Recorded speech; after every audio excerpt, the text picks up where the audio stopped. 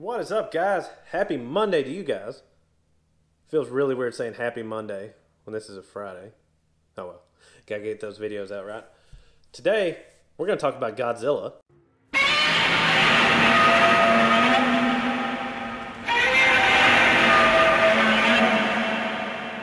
No, not the big monster from the movies from like when I was a kid that I love seeing on the TV. You know, if you're into sci-fi big monster movies.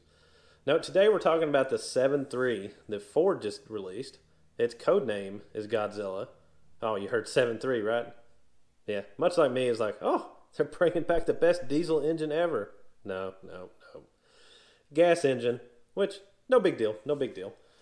So it is their newest engine that they have designed for the Super Duties. Well, the 250 and 350 Super Duties for a bigger gas engine for people who want something a little bit more than the 6.2.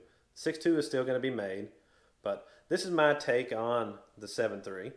A lot of people, seems like in the late model Mustang industry, seem to be downplaying or taking jabs at this engine when they can, saying it's a step backwards, which, I mean, in some ways I can see where they're coming from, but Ford's kind of intertwined the old with the new with this new 7.3.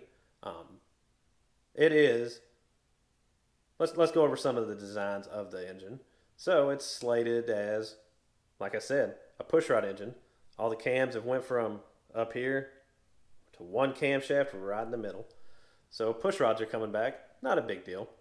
It has variable cam timing in it, so that's going to be pretty cool, a little neat. So see, you got some new technology going into an older design. You've got, what else is good about it? It's got 6-bolt mains, so again, some of the newer stuff getting put into the older. It's got oil squirters, which most anybody that's going to do anything performance-wise probably will wind up getting rid of them. It's got a forged crankshaft, so you're set of pistons and rods away from probably making some big power. Then what else? It's got cast manifolds on it, so if those can get turned around and go forward facing, you've got a pretty cheap turbo kit. So that'd be kind of cool. A lot of possibilities for the engine. Ford is, I don't think, taking a step backwards. They may be trying out the platform for different places they could use the engine. Who knows? That's all kind of hearsay, and everybody's going to have different opinions of where it could be.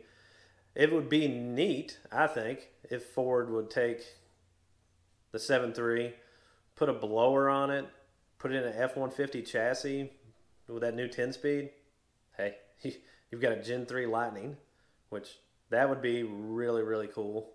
Fast trucks from the factory has been something we've been missing for a while since the last Lightnings. Excuse me. Let's see, what else is good about the engine?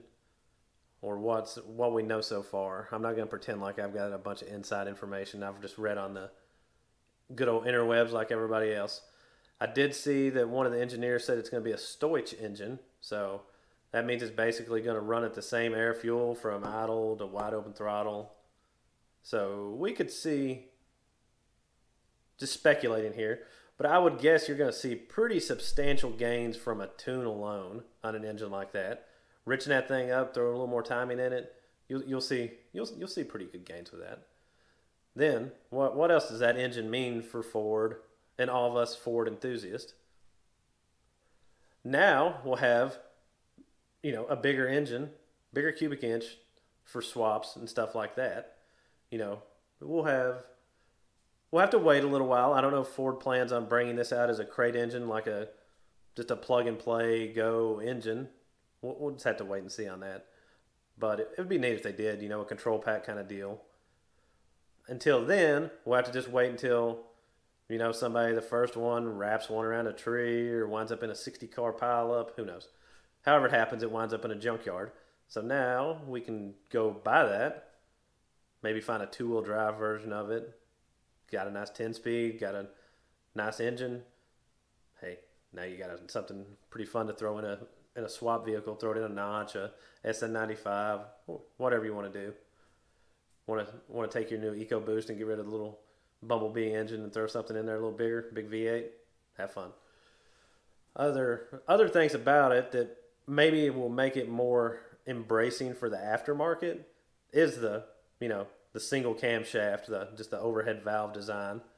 Maybe we'll see the aftermarket embrace it a little quicker. It's a single camshaft overhead valve design, so maybe the cores are a little closer to something else similar in the aftermarket already, so they'll have camshafts maybe ground quicker. So that'd be cool. The cubic inch alone, I mean, you got 445 cubic inch, so get a good induction system on that thing, good set of headers, some nice camshaft stuff like that. Maybe bump the compression, which they've not. I don't think they've released what the compression is yet. You could be looking at you get that thing to 1.5 horse per cube. I mean, you've got almost 700 horsepower naturally aspirated. Now you throw a blower on there. Hey, that thing would be badass.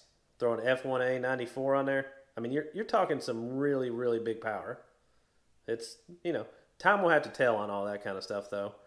But, I mean, it's all hearsay until they actually make it out onto the market. But, don't be like some people out there that just want to downplay it, downgrade it, saying Ford's stepping back in time, going back to damn near, to hear some of them, you're going back to a horse and buggy. It's just not happening that way. In my opinion, it's would I've liked to saw a big cubic inch 4-valve.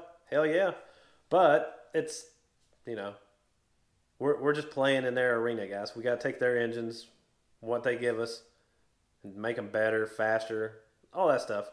It's what drag racing. It's what it is. I mean, look at Top Fuel and Funny Car. The damn engine they run in them things. They pulled them out of their station wagons when they got to the track. It's, not that this is going to be the next NHRA engine, but just, you got to find performance in every aspect, different places. It's, you can't just be set on an engine just because, well, that's what came in a Mustang, that's what came in a Camaro, so I'm not going to use anything besides it. You sometimes you got to look within the brand to find a different engine, especially if you're wanting to stay pure to stuff like that. And maybe this engine is a nice middle ground for, guys doing roadsters and stuff like that. Maybe we'll see more older cars that actually have Ford power in them. That'd be kind of cool, right? That way you're not rolling up into shows and stuff like that and everything there's got a 350 or an LS1 in it. Now it's actually got a viable Ford option. That's a good idea for some people, if it fits. Don't know what the dimensions are on it, but, I mean, it would have to be probably still smaller than a 4-valve. But that is my take on the 7.3, guys. Don't hate on it till it gets out there and actually sees what we can see, what it can do, that type of stuff. So if you like this, be sure to subscribe, like, and share this video, and I'll catch you guys on the next one.